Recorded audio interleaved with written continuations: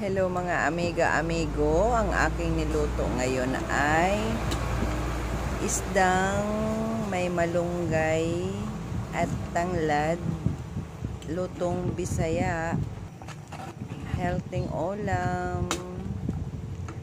Ang mahilig lang kumain ito ay mga Bisaya, katulad ko. Ang sarap-sarap, may tanglad siya. Ang ano niya ay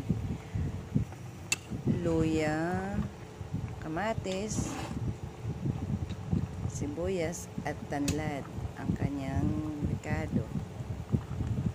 Sa mga Bisaya diyang mahilig kumain ng ganito, magluto na kayo.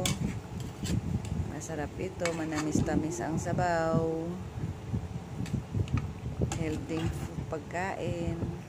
Pwedeng ito sa mga nagda-diet. Itong ulam na ito.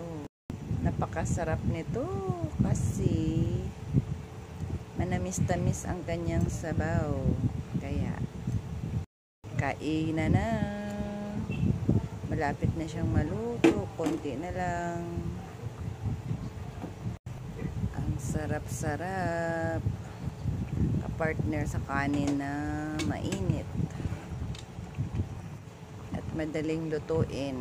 Walang kimikal, asin lang at paminta ang kanyang sahog.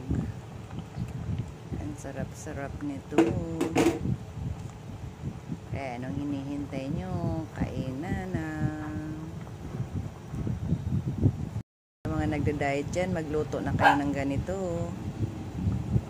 Tapos na siya.